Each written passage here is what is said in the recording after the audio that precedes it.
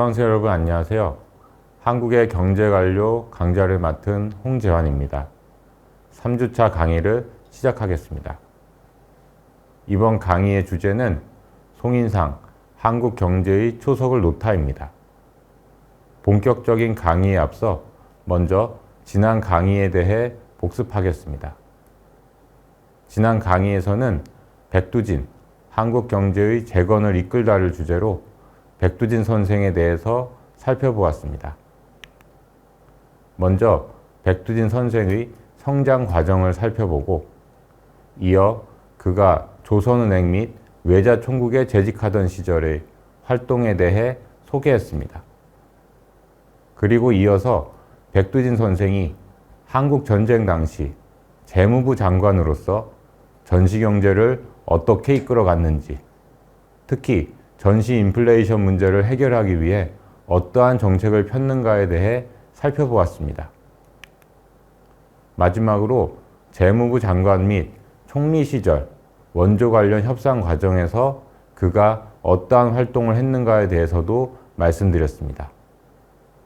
그리고 결론적으로 그의 활약은 백척간두의 위기를 맞고 있던 한국 경제가 이를 극복하고 1960년대 이후 경제 발전을 본격적으로 추진하는 데에 밑거름이 되었다고 말씀드렸습니다.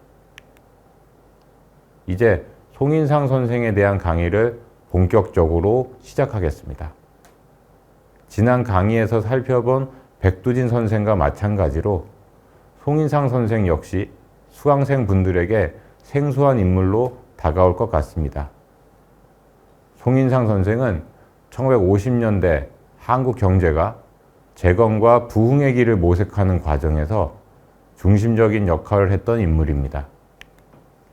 이번 강의를 통해 송인상 선생과 그의 시대에 대한 수강생 여러분의 이해도가 높아지기를 기대하며 송인상 선생의 생애에 대한 소개를 시작하겠습니다.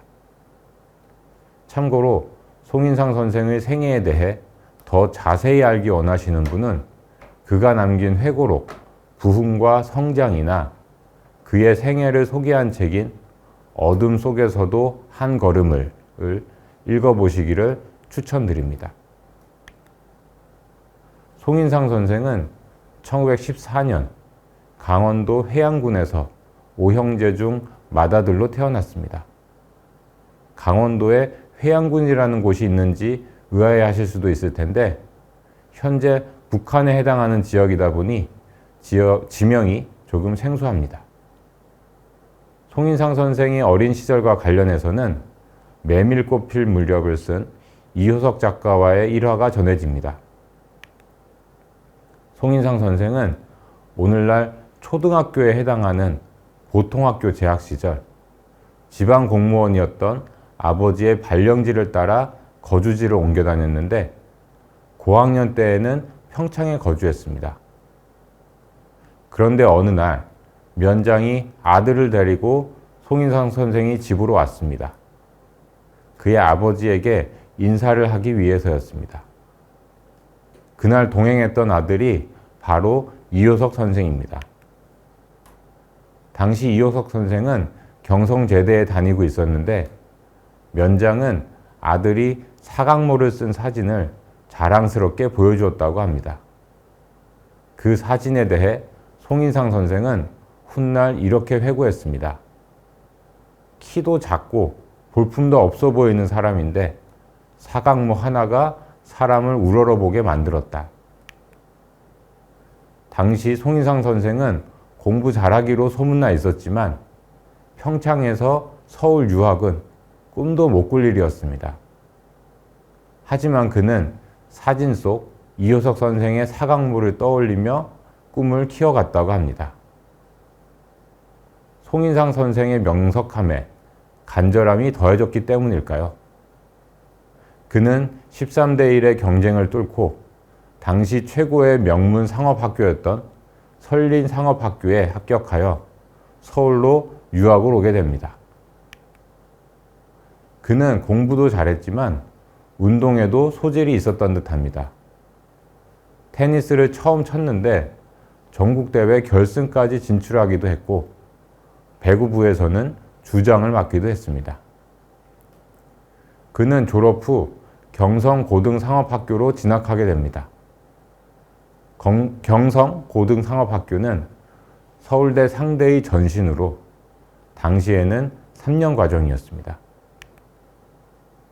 그는 경성고상을 졸업하면 동경상과대학에 진학해 통계학을 배우고 모교로 돌아와 교수가 되겠다는 꿈을 품게 됩니다. 동경상과대학은 지난 강의에서 살펴본 백두진 선생이 다닌 학교로 히토츠바시 대학의 전신이라고 했습니다. 하지만 아버지는 그가 동생들을 위해 은행원이 되길 바랬습니다. 오형제 중 맏이었던 송인상 선생은 결국 아버지의 뜻을 따르게 됩니다. 그래서 지원한 곳이 조선식산은행입니다. 식산은행은 당시 조선에서 가장 좋은 직장 중 하나였기에 경쟁이 치열했습니다. 그럼에도 그는 조선인 행원을 한 명만 뽑는 시험에서 당당히 합격하게 됩니다. 1935년 조선식산은행에 입사한 그는 수원지점에서 10년가량 근무하다가 안양 예금 취급소 책임자로 발탁되어 근무하던 중 해방을 맞게 됩니다. 그런데 식산은행의 중요 보직을 독점하고 있던 일본인 직원들이 모두 일본으로 돌아가자 은행은 혼란에 빠집니다. 이러한 상황에서 송인상 선생은 심사부를 맡아 은행을 재정비하는 데에 힘을 쏟았습니다. 그러던 중 그는 1949년 11월 재무부 3대 이재국장으로 발탁됩니다. 당시 이재국장으로 있던 김유택 선생이 재무부 차관으로 승진하면서 후임으로 그를 추천했던 것입니다.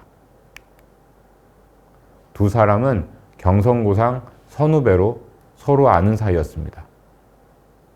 김유택 선생에 대해서는 지난 강의에서 간략하게 소개해 드렸습니다. 당시 이재국장은 내무부 치안국장, 제3국장과 함께 3대 국장으로 불리는 입니다. 자리에 송인상 선생은 만 35세에 가게 된 것입니다. 14년여 동안 몸담은 식산은행을 떠나 경제관료의 길에 들어서 살펴보겠지만 이제 국장이 된 것은 커다란 되었습니다. 그런데 흥미롭게도 송인상 선생이 경제에 들어서게 되는 과정은 지난 강의에서 살펴본 백두진 선생이 경제관료에 들어서게 되는 과정과 흡사합니다. 두 사람은 조선식산은행과 이라는 당시 엘리트들이 가장 금융기관에 근무하던 중 뛰어난 역량을 인정받아 경제부처의 전격 발탁되었습니다. 오늘날 이렇게 젊은 사람 역량을 발휘해서 공무원으로 곧바로 가는 것을 생각하기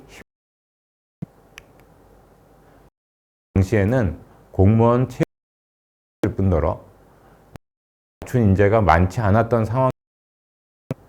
이처럼 에게는 일찍 좋은 기회가 찾아올 수 있었습니다.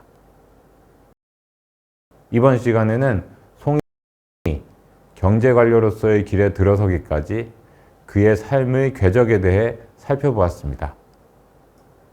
다음 시간에는 송인상 선생이 이재국장과 한국은행 부총재로 재임했던 시기에 대해서 말씀드리겠습니다.